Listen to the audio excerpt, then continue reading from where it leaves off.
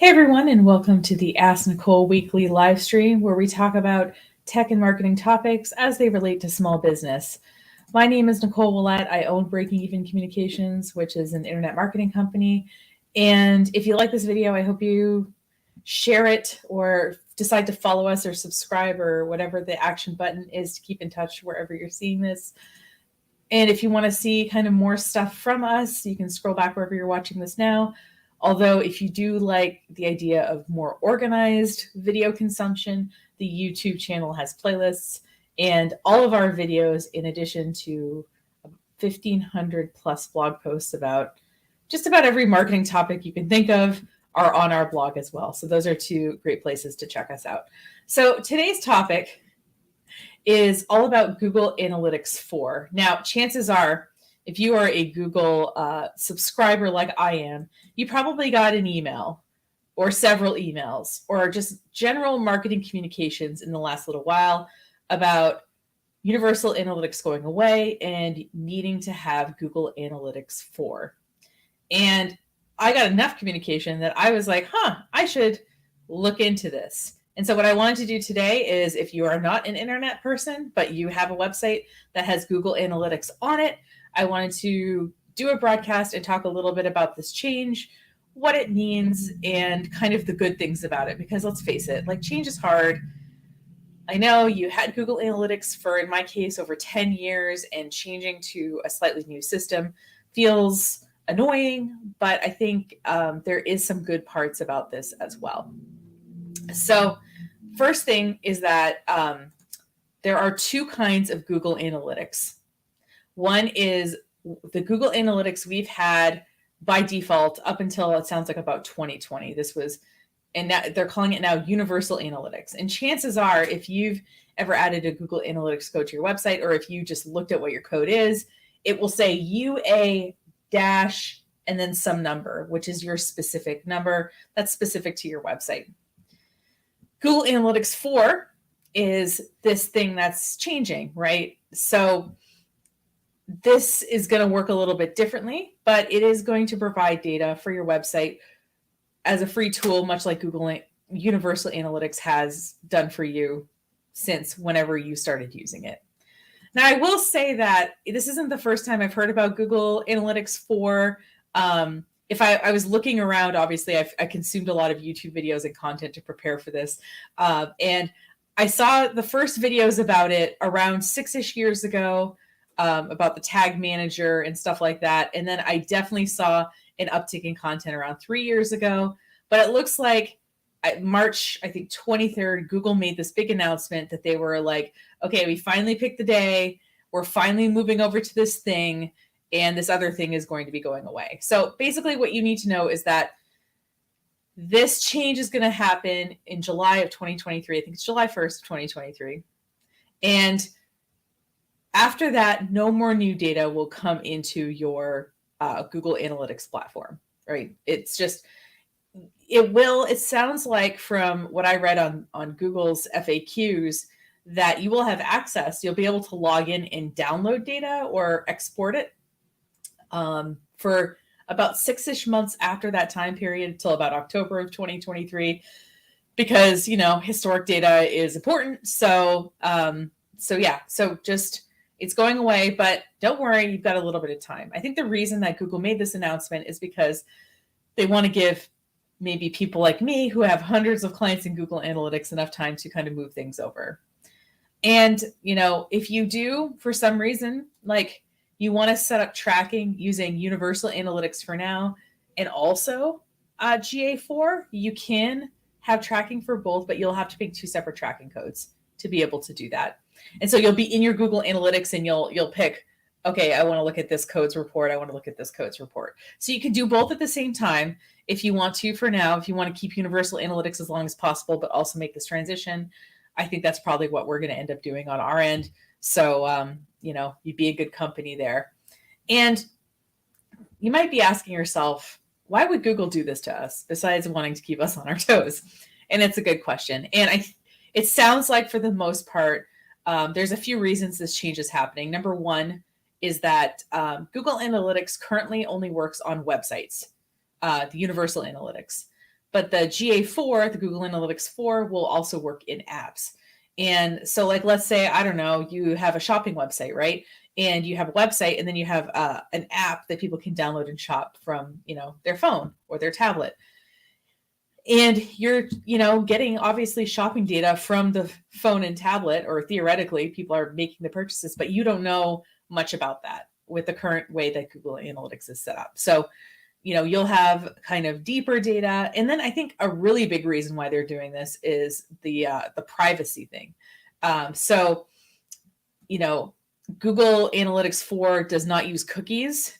So, all those cookie manners you see on websites, like, it doesn't use cookies, and it doesn't store user IP addresses. So overall, it sounds like there's just a lot more user privacy given, while also being able to track important marketing and website data you want to use in your business. So what are kind of the big things that have changed, besides the fact that we have to reset up the Google Analytics to work in GA4? So the big kind of shift in when I'm going to show I'm going to demo the back end of this so that you see what it looks like a little bit, is that we're kind of switching from sort of page-based data that was in Universal Analytics to more events-based data. So it's kind of all centered around these events, so people scrolling on your page, people clicking on certain links, people adding things to cart, whatever the event is. And obviously some of these events are more or less important, and some of the events are considered conversions, and some of them are, just things you want to track, right? So it's all based around this idea of sort of events/conversions, which I think obviously is probably more helpful in the business sense than knowing, than having it be based around the content that's on your site. And also with the new GA4, there's these insights. Again, I'm going to show you this in a second. I'm just kind of telling you about it so that when you see it, you're like, oh, that's what she was talking about. And so what it does is it looks at changes in your data, or things that weren't expected, and points them out to you. So whereas in the past, I think one time we got a huge spike in traffic, like we got published in some publication or something, and I would have had to go in and look at the graph and see the huge spike in traffic to know that it happened. Whereas with GA4, I could log in and it would say, hey, you got a huge spike in traffic on this day, and it will show me that spike. And so it's kind of looking at the data for me and pointing things out that it thinks I should know, which is kind of cool. And, as I mentioned before, with the fact that we're using the internet really differently than we were, 10, 15 years ago. I've been using Google Analytics since even before I had this company. Like when I worked at my old job, we put Google Analytics on all our client websites. So, it's been around a while. And obviously the way that people are using the internet has changed. We're using our phones a lot more and using apps. And also, big companies and others are sort of tracking a lot of our data. I will link to John Oliver's Data Brokers broadcast that he did this week, which was really good.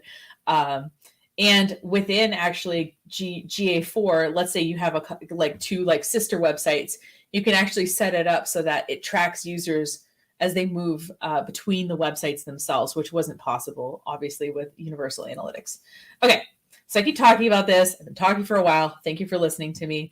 I just want to show you a little bit about the cool stuff that is part of Google Analytics 4. So this is a little 6-minute recording I did last night. I wanted to make sure I got everything in and that it was succinct. So I did pre-record this portion. So let's hear from past Nicole about what she thinks is cool so far about Google Analytics 4, just having explored this now. So since Google has made a few kind of demo accounts available for us, I'll obviously link to those in the show notes, and you'll see that I'm logged in as me at the moment. And when I clicked on the demo accounts, it just added it to my Google Analytics so that I could see them. And a couple of things is that there's this merchandise store one, which is the one we're going to look at. And then it also has this flooded profile, which I guess is like an app-based game. So I think the idea was to kind of give us a few different kinds of things to look at. So I'm going to just click on reports to see what's going on here. But now I'm not going to show everything. obviously I'm still learning, but I guess I'm the kind of person who hates change. Maybe you're the kind of person who hates change. And I want to just get you excited about moving to this, because when I learned about what some of these things were, I was kind of excited. So the first kind of major change is that Google Analytics 4 really is into this whole like machine learning, big data thing. And so on this particular sample report, the insights are in the kind of upper right corner here. But, I think you can sort of configure the reports to however you want. But what it'll do is it'll look for kind of anomalies in your data, or like, when something, spikes, right? So in this case, users spiked. And when I click on it, it gives me more information to the right, right? So we forecasted that you get between, this many visitors typically, but you actually got, this much higher amount. And what you can do is you can say, this is helpful, pressing the little thumbs up sign. And I think what it'll do is it will learn the kinds of data that maybe you're most excited about, and then maybe do some more learning about those kinds of data. I mean, that's the only reason that should exist, right? But anyway, I thought it was cool that it would point things out versus you having to kind of figure them out, or you having to set up rules that would, trigger some kind of, I don't know, email response. I feel like in the old version of Google Analytics, maybe you could engineer something like this, but it would not be nearly as automated. The other thing is that the real-time data in Universal Analytics, I guess it holds like 5 minutes of data. And as you see, this one holds 30 minutes of data, which is a lot more. And we can kind of see, obviously, some sort of general stuff that's going on. But a kind of unique feature of Google Analytics 4 is in this upper corner where it says View User Snapshot. We can actually follow, obviously, an anonymous user through the site. So here is someone from Chile. And then as we see here are the top events, that they're, so they viewed a promotion. They looked at a page. So we're seeing like what they're doing. They've done 19 events in the last 30 minutes.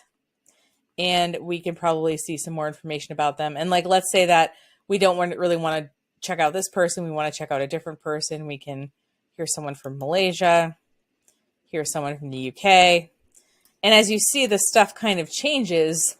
It's different for different people. So you could sort of follow a user journey if you really wanted to, in this way that you kind of weren't able to before with Google Analytics. The other thing is that, during the setting up the property pre-recorded video I showed you, there was this enhanced measurement thing that was toggled on. So what that was is it allowed tracking of certain kinds of events, right? And I think you can add additional ones as well. It's not like you're limited to the ones they give you, but so scrolling on a page, a first visit, a page view, so that this kind of stuff, right? But with the events, I think we can set up the events that we want to be conversions, right? Sort of like special events. So first visit was an event, but it's also, it's been elevated here to a conversion. So that's kind of cool. And there's a lot back here. Like I said, I am not going to get into everything, but the other thing, which I can't figure out how to get to, is there is something called a page view path. And so if you were one of those people who really likes in Google Analytics where it shows, I'll see if I can find it while we're talking, who really likes, no, that's not it. The sort of flow, the event flow, where it shows people dropping off the website or coming onto the website. You can actually reverse engineer. Oh, path exploration. Maybe that's it. You can actually explore. Okay, this looks like the correct thing. You can start from the ending point. So if we wanted to see what happened when people, let's see, I'm going to see if there's something called purchase. Okay. So if we wanted to see, okay, start over. Point being is that even if I don't do it right, we can work our way backwards in this way that we couldn't before. Like you could start from a desired action and work your way backward and see what those people did, which is kind of cool, even if I don't entirely know how to use it just yet.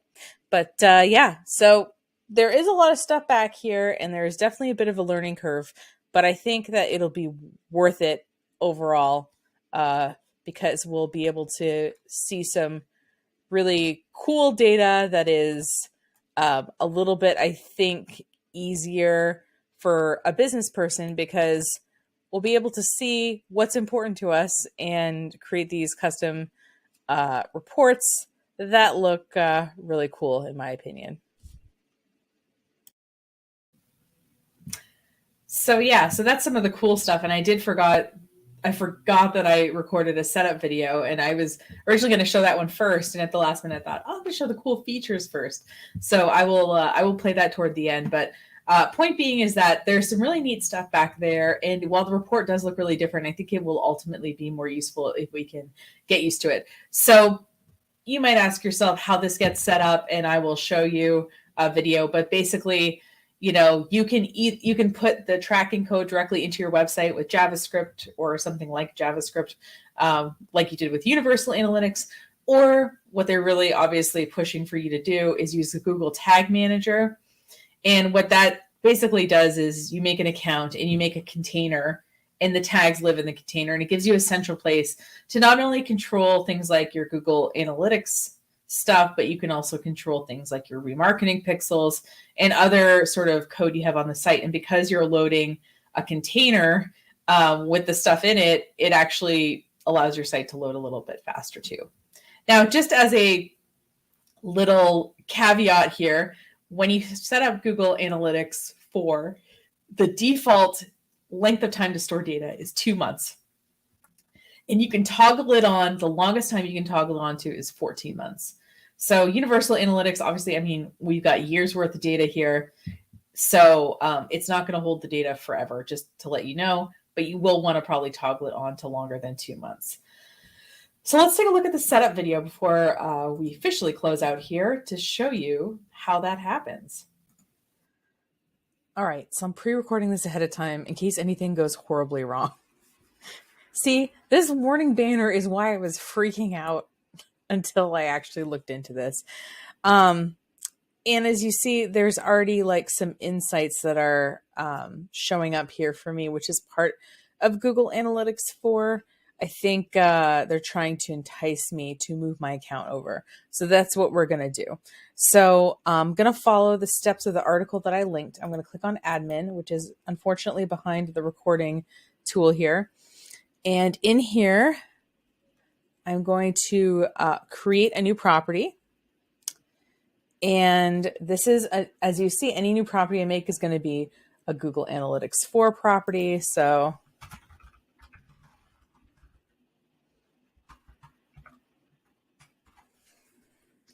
and I got to pick the right time zone because that does factor into my recording time. So industry, but marketing's not one of them. I love the categories of these things. It's so interesting. Maybe professional services? Is that a thing?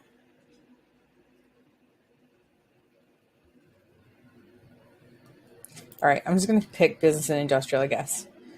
Okay, so I want to measure customer engagement, optimize my site. Sure, I want to do all these things. I don't have an app, so there we go. I'm going to create. Then I have to set up a data stream. So I'm going to click on web. I'm going to make sure, by the way, you want to make sure my site loads in HTTPS. So you'll want to make sure that the right thing is selected there for you.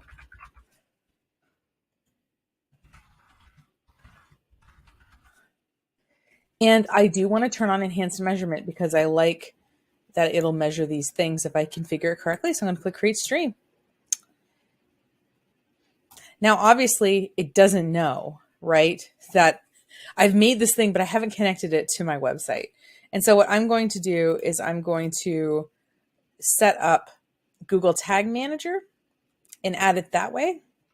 And once I set up Google Tag Manager, I can add a Google Tag Manager plugin to my WordPress website. Okay. Now, the other way that you can do it is to put this data in the header section of your code.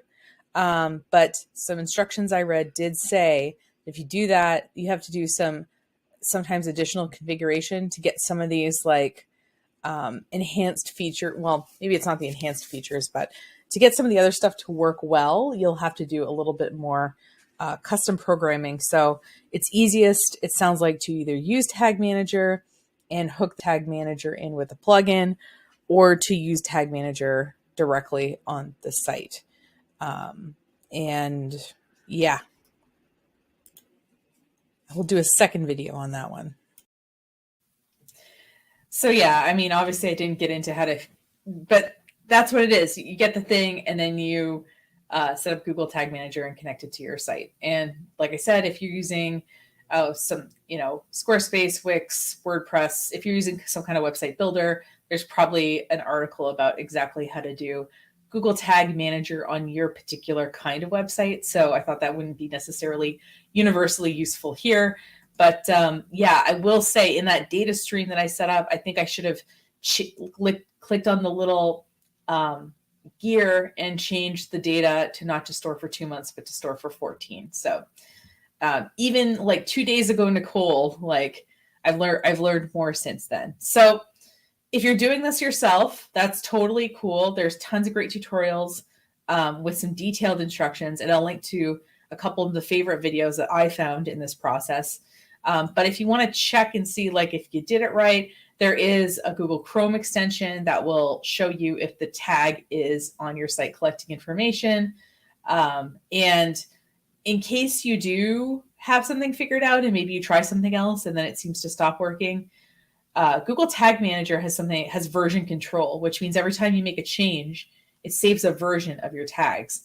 So if you want to, revert back to the way it worked before, before you started experimenting, you can totally do that. So there's a little bit of room for error there, which I personally appreciate. So all in all, I think Google Analytics 4 will be a great shift. Once we obviously get our head around just the fact that things are going to be different. And as a business owner, I think you'll be able to get more useful reports to you, and also have things pointed out like when your traffic changes so that, maybe you can investigate where that's coming from and all of that. So additionally, and I meant to make a slide about this, but didn't, you can also track specific things in a way that you couldn't with Universal Analytics. So if you want to track the amount of people who click on a button, the amount of people who click on your menu links, stuff like that, you've never been able to sort of granularly track that, but you can in Google Analytics 4. So you can take this opportunity to think about how you want to set up tracking on your website, what things you want to measure, what events will be conversions for you, and kind of get everything set up now while we still have kind of a year to sort of implement and troubleshoot before the Universal Analytics goes away. And, if you've never used Google Analytics, you can just take this as your opportunity to start afresh. And if you're using Universal Analytics, you can keep them on your site and start with Google Analytics 4 so that you have some historical data before everything moves over next year. So I hope that this video helped you freak out a little less. I know preparing for it helped me freak out a little less. And if you have any questions about tech and marketing, you can leave them as a comment on this video, or you can reach out online, as I said, breaking even on the social platforms as well as our website. Yeah, we'd love to hear from you. Thanks so much for watching. Have a great rest of your day, and good luck with Google Analytics 4, and I'll see you next week. Take care.